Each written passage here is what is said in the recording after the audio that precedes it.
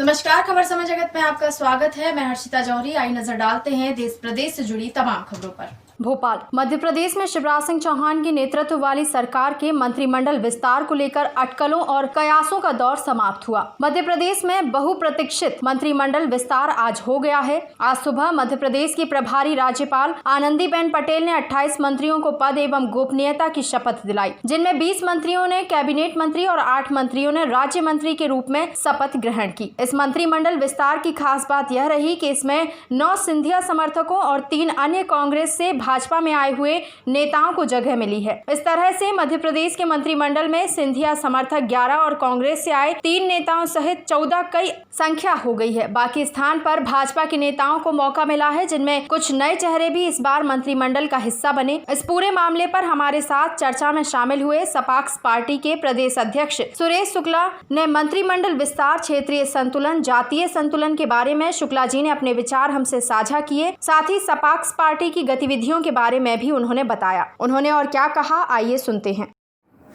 नमस्कार साथियों, खबर समय जगत में आपका स्वागत है। मैं संदेश नेमा। आज हमारे साथ स्टूडियो में हमारे मेहमान हैं सपाक्स पार्टी के प्रदेश अध्यक्ष सुरेश शुक्ला जी। सपाक्स पार्टी 2018 में इसका गठन हुआ है। आरक्षण के मुद्दे, एट्रोसिटी एक्ट और भी इस तरह की कई तमाम चीज़ों को लेकर 2018 के मध्य प्रदेश के विधानसभा चुनाव में एक प्रभावी भूमिका और प्रभावी उपस्थिति दर्ज कराई थी सपाक्स पार्टी ने। हम बात करेंगे कई सारी चीज़ों पे सपाक्स पार्टी के प्रदेश अध्यक्ष सुरेश शुक्ला जी से, लेकिन आज सबसे पहले बात मंत्रिमंडल विस्तार की जो मध्य प्रदेश में। शुक्ला जी, बहुत स्वागत है आपका हमारे चैनल खबर समय जगत में। आज मध्य प्रदेश में शिवराज कैबिनेट का गठन हुआ है। एक तरह से गठन तो हालांकि हो गया था, आज विस्तार हुआ है, लेकिन गठन इसलिए कहेंगे क्योंकि आज जंबो कैबिनेट बन गई है पूरी, जिसका बहुत बेसब्री से लोगों को इंतजार था। काफी नेता लोग भी इसका इंतजार कर रहे थे, मीडिया में भी इसका बहुप्रतीक्षित इंतजार चल रहा था। किस तरह से देखते हैं जिन लोगों को मंत्रिमंडल में स्थान मिला है, किस परिप्रेक्ष्य में देखते हैं जिस तरह से सिंधिया समर्थक और कांग्रेस से आए हुए लोग या जो भाजपा के भी नए चेहरे आए हैं, थोड़ा आपका दृष्टिकोण जानना चाहते हैं। देखिए, जो अभी शिवराज जी का जो बीजेपी का अभी गठन हुआ है मंत्री का, उसमें साफ कहना है कि चाहे कांग्रेस के जैसे अभी सिंधिया जी हमारे यहाँ, सिंधिया जी और शिवराज पहले देखा होगा कि इस चुनाव के पहले एक दूसरे की बड़ी टिप्पणी करते थे। ऐसा लग रहा था कि एक दूसरे को मारने काटने पे उतारू थे। ये भी आपने सुना है, आगे भी है। अभी जब से सिंधिया जी 22 लोगों को लेके बीजेपी में शामिल हुए, मगर ये तो देश की जनता के साथ खिलवाड़ की सबसे पहली बात तो ये है। दूसरी बात ये है कि जो शिवराज के जो मंत्री गठन किया गया है, उसमें बिंद क्षेत्र के जो लोग हैं, बिंद क्षेत्र के जो विधायक लोग हैं, हमारे वरिष्ठ हैं, इतनी साल से 5 साल 4 साल 6 साल से विधायक बन के आ रहे हैं, उनके साथ उन्होंने बहुत बड़ा धोखा किया है। नए चेहरों को भी तो लाने मौका मिलना चाहिए। नए चेहरों को लोगों को मौका देना चाहिए, मगर पहले पुराने लोग, जिन लोगों की अब आयु हो चुकी है, जो अभी तक एक भी बार मंत्री नहीं बने, मगर उनको आगे कोई चांस नहीं है, उनको तो एक मौका देना चाहिए, चाहे आप बिंद क्षेत्र के हो। जब आप एक सामाजिक बात कर रहे हैं, समाज को ले तो हर समाज के पहलू को लेके बात करनी चाहिए और रखनी चाहिए।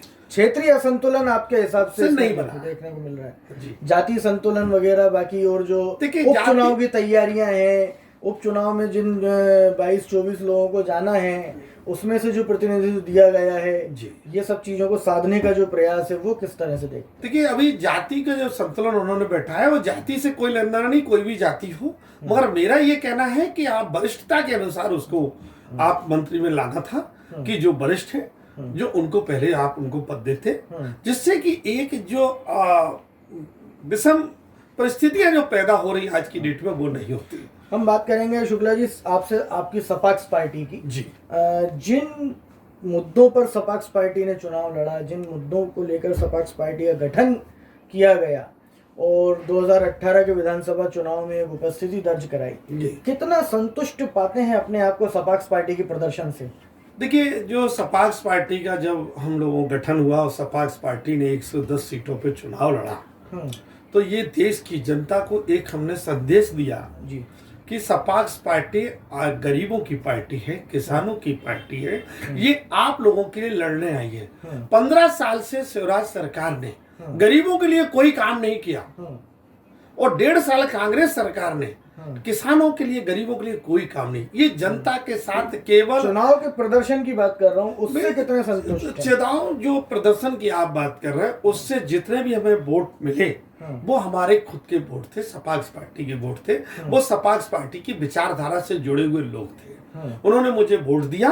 मैं उन वोटों से संतुष्ट हूँ क्योंकि मैंने अपनी बातों को लेके इतने लोगों के साथ रखा।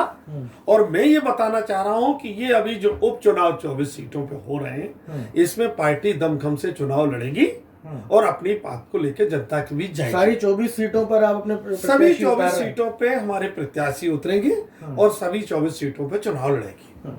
2023 में जो बड़ा चुनाव होना है, मुख्य चुनाव होना है विधानसभा का, उसको लेकर क्या मुख्य रणनीति? देखिए, जो 2023 में चुनाव होगा और ये जो 24 सीटों में चुनाव होगा, इनकी आज की डेट में आपको बता दें कि सपाक्स पार्टी अगली 2023 में जो चुनाव होगा और जो हमारा इसमें सरकार जो बनेगी उसमें भी सपाक्स पार्टी की भूमिका रहेगी। ये मैं आज आप सबको बताना चाह रहा हूँ। तो ये हमारे साथ सुरेश शुक्ला जी थे, सपाक्स पार्टी के प्रदेश अध्यक्ष, जो दावा कर रहे हैं कि आने वाले समय में मध्य प्रदेश में तीसरी शक्ति, तीसरे राजनीतिक दल के रूप में सपाक्स पार्टी उभरेगी। और इसके लिए हम शुक्ला जी आपको बहुत बहुत शुभकामनाएं भी देते हैं। और आप हमारे साथ स्टूडियो में हमारे साथ चर्चा में शामिल हुए, इसके लिए आपका बहुत बहुत धन्यवाद। नमस्कार। खबर समय जगत के लिए भोपाल से संदेश नेमा की report. For latest news, subscribe to our channel and press the bell icon.